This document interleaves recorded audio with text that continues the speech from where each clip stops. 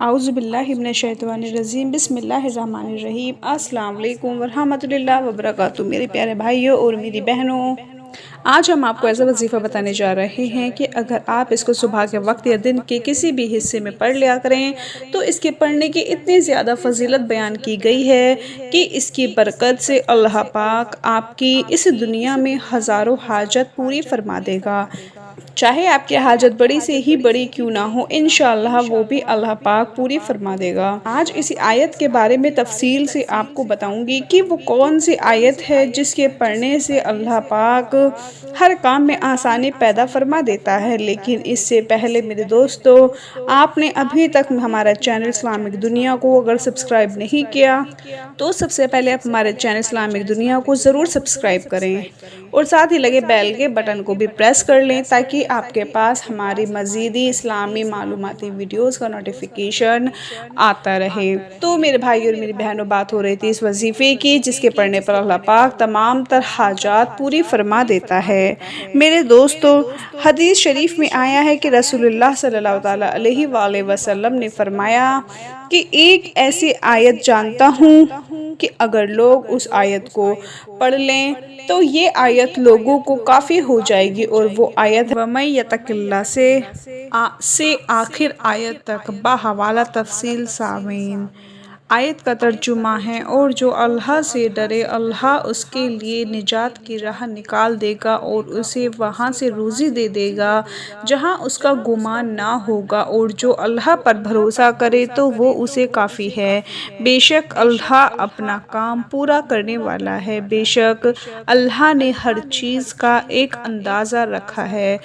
پارہ 28 سورہ الطلاق آیت 2 اور 3۔ ان دو قرآنی آیات کی برکات کا عجیب و غریب قصہ علامہ اچھوری نے اپنی کتاب فضائل رمضان میں تحریر فرمایا ہے۔ وہ لکھتے ہیں کہ ایک مرتبہ کچھ لوگ سمندر میں کشتی پر سوار ہو کر سفر کر رہے تھے تو سمندر میں سے ایک آواز دینے والے کی آواز آئی، مگر اس کی صورت نہیں دکھائی دی۔ اس نے کہا کہ اگر کوئی شخص مجھے 10,000 دینار دے دے تو میں اس کو ایک ایسا وظیفہ بتا دوں گا کہ اگر وہ ہلاکت کے قریب پہنچ گیا ہو اور اس وظیفے کو پڑھ لے تو تمام بلائیں اور ہلاکتیں ٹل جائیں گی۔ کشتی والوں میں سے ایک نے بلند آواز سے کہا کہ آؤ، میں تجھ کو 10,000 دینار دیتا ہوں، تو مجھے وظیفہ بتا دے۔ تو آواز آئی کہ تو دیناروں کو سمندر میں ڈال دے، مجھے مل جائیں گی۔ چنانچہ کشتی والے نے 10,000 دیناروں کو سمندر میں ڈال دیا۔ تو اس غیبی آواز والے نے کہا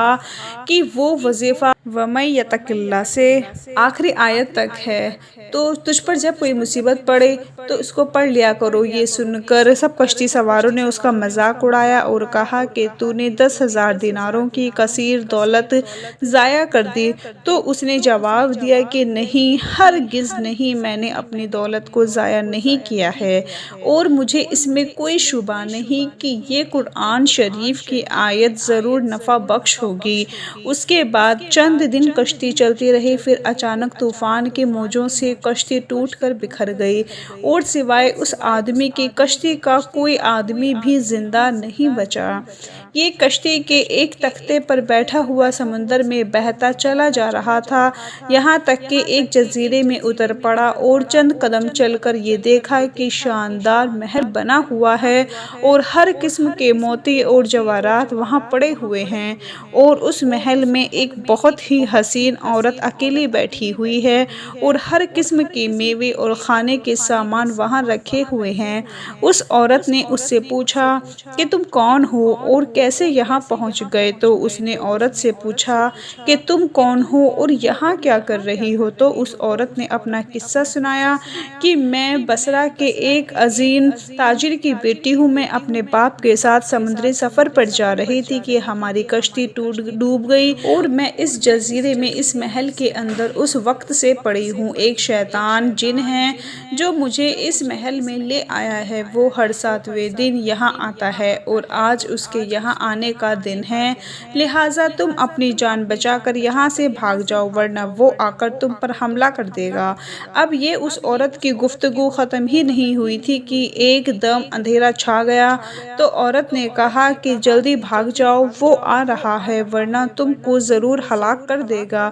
چنانچہ وہ آ گیا اور یہ شخص کھڑا رہا، مگر یوں ہی شیطان اس کو دبوچنے کے لیے آگے بڑھا تو اس نے وَمَن یَتَقِ اللَّہِ سے کا وظیفہ پڑھنا شروع کر دیا تو شیطان زمین پر گر پڑا اور ایسی زور کی آواز آئی کہ گویا پہاڑ کا کوئی ٹکڑا ٹوٹ کر گر پڑا ہے، اور پھر وہ شیطان جل کر راکھ کا ڈھیر ہو گیا۔ یہ دیکھ کر عورت نے کہا کہ اللہ تعالیٰ نے تم کو فرشتہ رحمت بنا کر میرے پاس بھیج دیا ہے، تمہاری بدولت مجھے اس شیطان سے نجات ملی۔ پھر اس عورت نے اس مرد سے کہا کہ ان موتی اور جواہرات کو اٹھا لو اور اس محل سے نکل کر میرے ساتھ سمندر کے کنارے چلو اور کوئی کشتی تلاش کر کے یہاں سے نکل چلو۔ چنانچہ بہت سے موتی اور جواہرات اور پھل وغیرہ کھانے کا سامان لے کر دونوں محل سے نکلے اور سمندر کے کنارے پہنچے تو ایک کشتی بصرہ جا رہی تھی۔ دونوں اس پر سوار ہو کر بصرہ پہنچے۔ لڑکی کے والدین نے اپنی گمشدہ لڑکی کو پا کر بے حد خوش ہوئے اور اس مرد کے ممنون ہو کر اس کو بہت عزت اور احترام کے ساتھ اپنے گھر میں مہمان رکھا۔